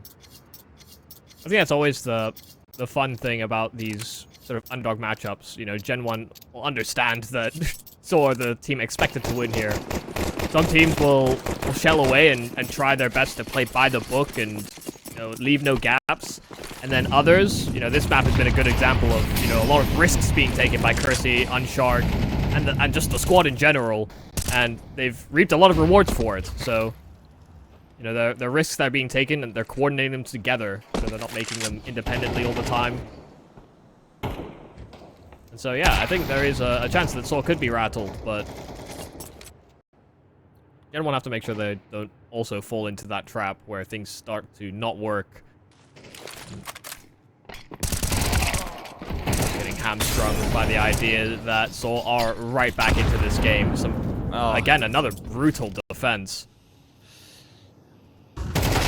Roman's gonna find out Vec as well. That is disastrous. Kersey, who's been the savior so many times over, and now has gone a couple of rounds without really getting too much impact in. The other thing you also have to remember, he's a young player. He's gonna lose his hot hand at some point, right? And you don't want it to be now. I feel bad for Draken outside as well, because he was being so diligent checking out all the corners, but because he dropped down a couple of times, Roman had full information about what was going on. So he just tells Story, yeah, watch out for the push through the smoke. Maybe there's one player there guaranteed. Story has his eyes on it consistently. Drak gets taken down initially.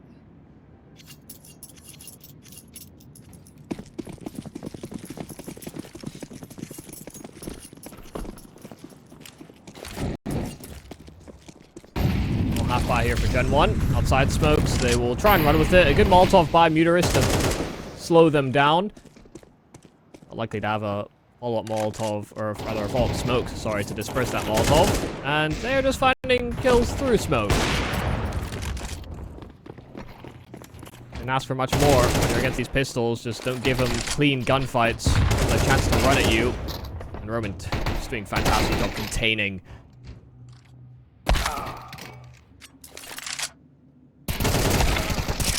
Is it the danger zone? Oh, absolutely. I mean, you've got 2 more proper gun rounds. You know, like you said, maybe they get a bomb plant in there and they can maybe squeak together a third one somehow. But it really does become a lot more nerve-wracking for GenOne. I'm sure after how well they were reacting in that first half, this will start to feel as though, you know, the game should have already been over. And then meanwhile, sAw have just been picking up a lot more confidence as time goes on. Roman's been picking up the numbers as well. He's been doing much better than he started off on the P side, where he was really struggling quite a bit. Muterus is also now getting a little bit aggressive. You jerks good for 1, why not 2? That is the question he asks himself every time he gets a first, and sometimes the answer is pretty clear. Just go for it. Yeah, that's tough. That's actually really, really devastating.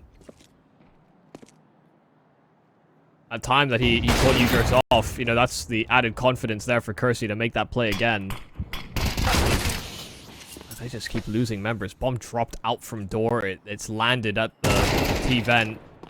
And Ujerks just keeps on going on his rampage.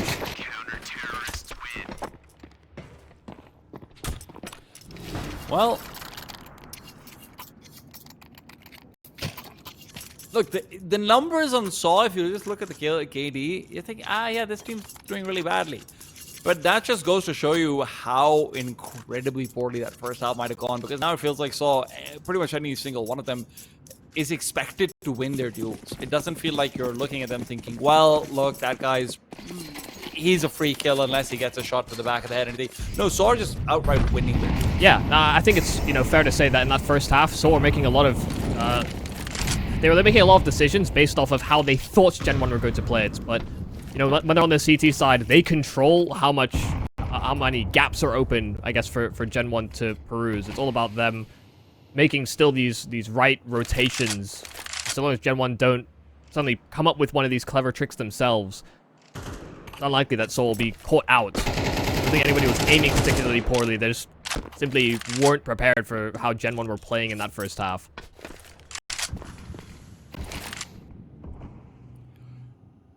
And here in a second, it's feeling a little bit more lackluster from the French. Drac doesn't want to take a peek over here. Muterus is right on the other side. Nade's going to go deep as well. Drac will receive it, and it is chunky.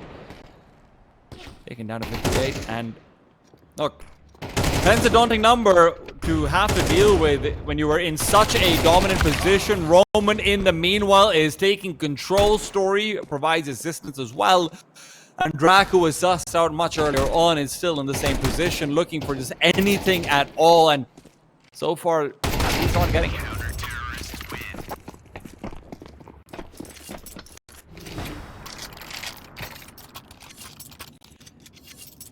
This is the last gun round. Yeah, no, it is.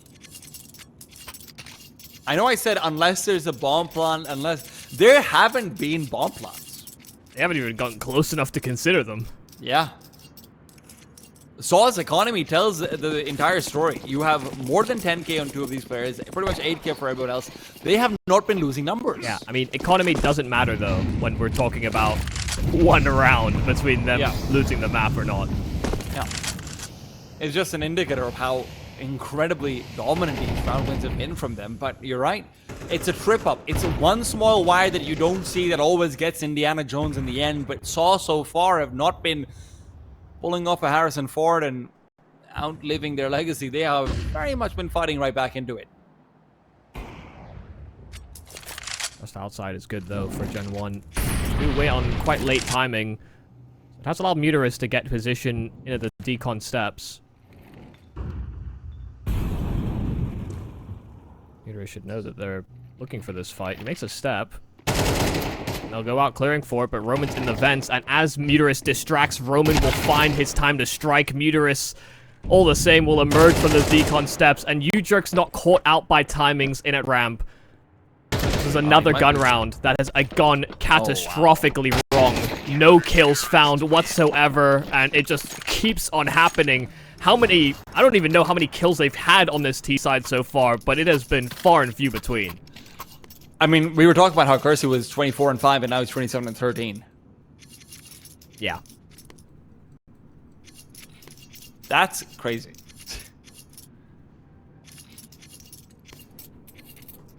And desperation is going to creep in. Now you don't have those tactical timeouts that you used early on to try and put them to bed early. Now you don't have that extra little bit of time to breathe and think about it until overtime comes in, and that's exactly what you're trying to prevent.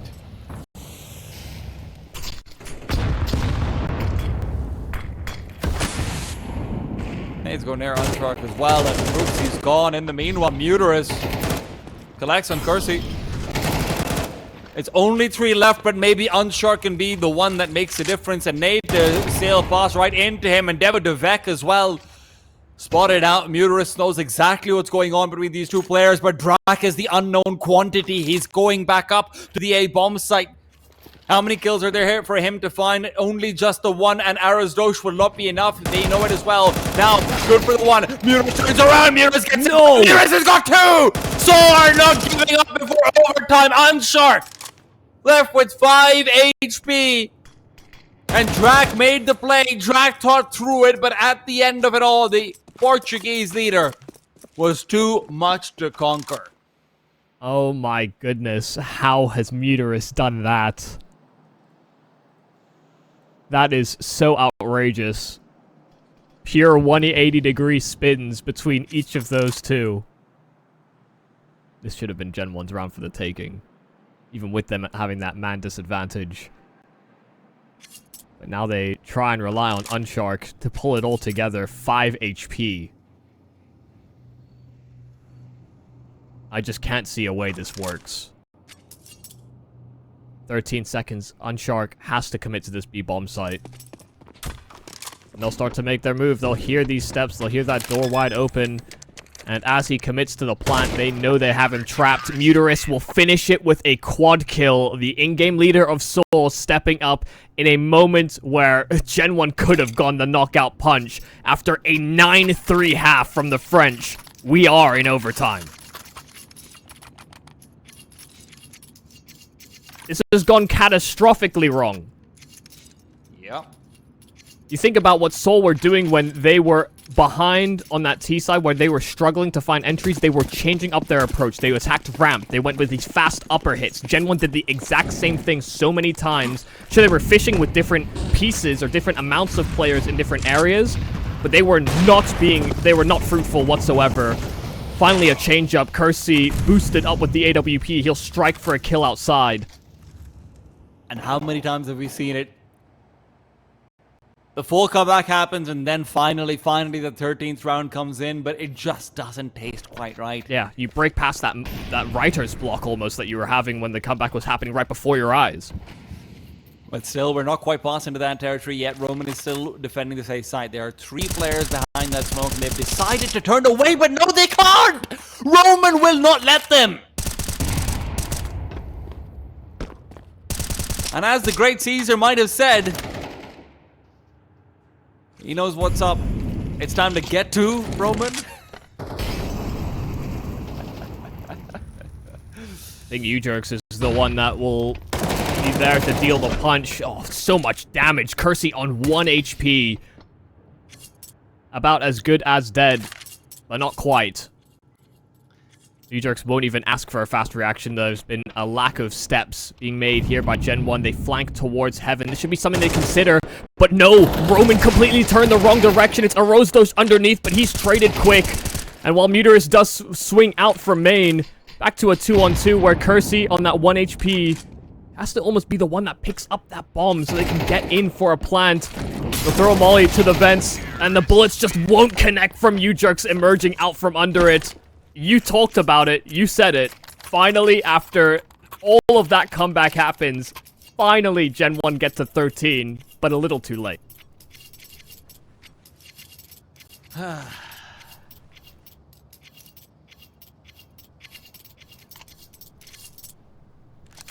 I don't know what to say, man. You just can't let your guard down against these teams that are, I mean, able to make it to the playoffs of a Cologne. Don't for 1 second think the map is done before it's finished. You could say the same for sAw, though, as well. GenOne showed us some real tenacity, and if this is where that writer's block has dissipated, that Ben could be flowing with the blood of sAw, but Arasdosh right now, Molotov flashes are good. Roman is better! 3 quick kills, untouched!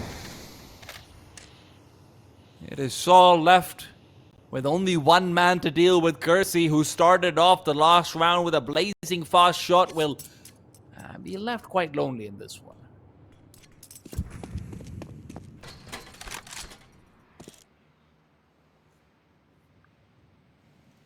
I just can't believe it.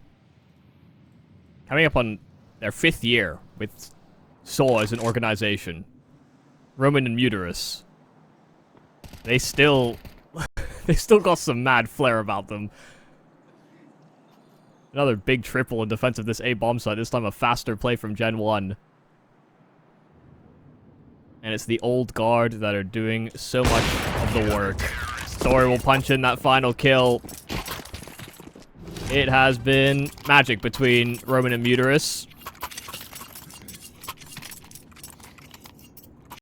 And just like that, I feel like this OT is exactly what we want. You know, a little bit of back and forth, a bit more inspiration from GenOne as well. This time they actually do go for a faster siege of that top side, something that they didn't even really consider in all of regulation.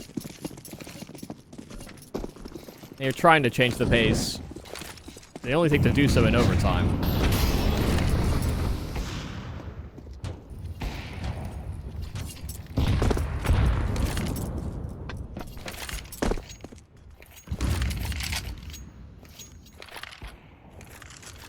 Given how that fast A attack looked and how quickly it got dismantled, maybe there's a reason they were avoiding it. And one grouped in at ramp, they'll want to burst past this smoke. Story's good for that first one. Very isolated right now is Brooksy, all out of the open, still good for the one. Story turns away, looking out for that secondary flank to come through. That's throwing the Molotov. Brooksy somehow on 1 HP has found 2.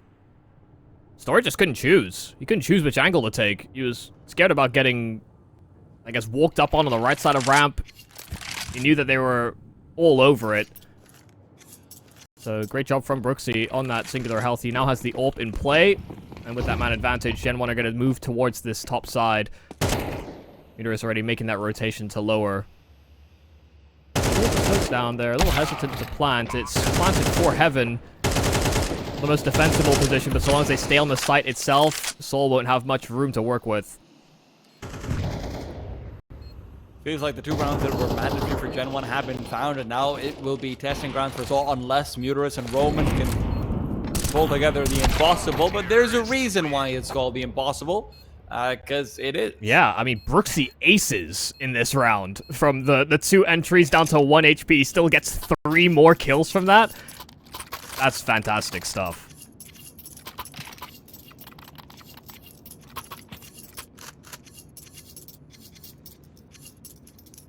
I mean, to go from the whole game so far where he amassed 7 kills to an ace in overtime, that's impact. It really is. Can it be continued impact though? Remember, sAw only found 3 rounds in the entirety of regulation. That's exactly what they need of a hair if they want to finish it within this overtime. A little bit more nerves on the side of GenOne for sure, and a lot less of a hot hand from Kersey, but he wants to turn it around. He wants his fate to be written by his own pen. Let's see whether he can do so.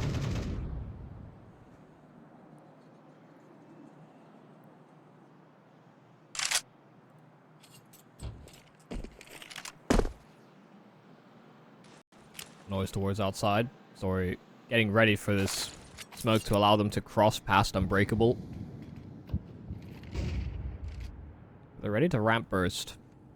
Full on timing here for Uncharted.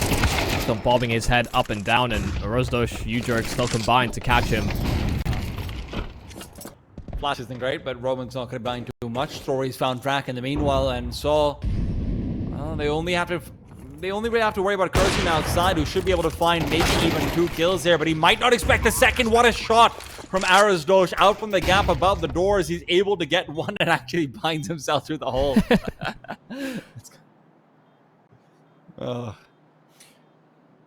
GenOne just looking to save at this point. Yeah, this round could have gone wrong. It actually could have. I mean, the rotate was down the vents. The second prong for sAw couldn't actually make it down secret in time. I think maybe the ramp players were maybe a little too slow. I'm not really sure. I think there should have been opportunity for sAw to cross. But given that rotate was there, if not for a Rosdosh getting the kill at the double doors, the round could have been a little bit more awkward. Wow. Oh. I don't think that's supposed to be there. Well. I don't know what that was. Oh my god. Clara, what have you done to my PC? Wait a second, we can't do anything.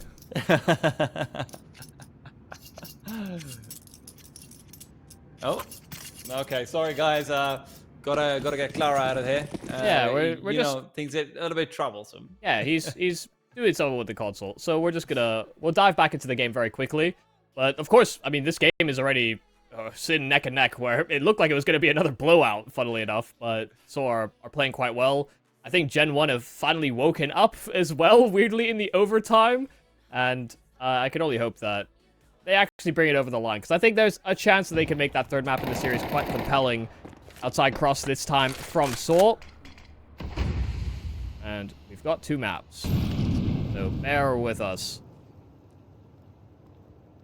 Oh, this forward play, though, into Hut is going to be hard for them to deal with. Brooksy as well is pressing into door. They want to crunch this. Kersey aggressive, but Roman finds a trade back. They have to read this door position. Brooksy could spoil the round, but Roman does exactly that. Drac on outside is going to have to win this duel if they want a chance to win this one. Kersey's kill might not be the most significant when you consider he's got nowhere to rotate down to. The bomb is the problem. Ujerks has to try and turn back, recover it. Meanwhile, Muterus has been tagged up. With Kersey's position known, Drac as well. That nade is lethal, and I say that Kersey might not be the difference maker. I take my words back. Bomb will still be planted on the upper bomb side, though. Kersey repositioning in to try and flash Drac forward. Drac will be the one to lead the charge. If he can find a kill initially, then this round's still on. If not, then you have to consider the save. Flash forward, and Drac is gone. Story watching out for the elevated angle. Misses his shot, and Kersey on the drop down to Ujerks' head will have died before he descends. Yeah, if only he did damage if he jumped on top of somebody's head. Maybe there was a chance for him in that round. I mean, some... Goomba Stomp! Yeah, that would be something. It would have been the only way. After he missed that shot at door, I mean... There's just too much covered. Too difficult for an ult to retake like that. That was hectic. You know, GenOne did have a plan to circumvent that outside control that sAw were pressing down on.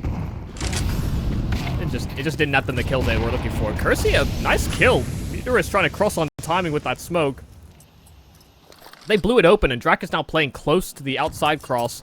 And so he actually won't know that these players could have made the venture. I think because that smoke had been blown open, he's expecting that they haven't made it to secret yet. And so GenOne aren't actually rotating towards this lower site as of yet, even though the bomb is down here by a Rose Dosh, Ujerks and company.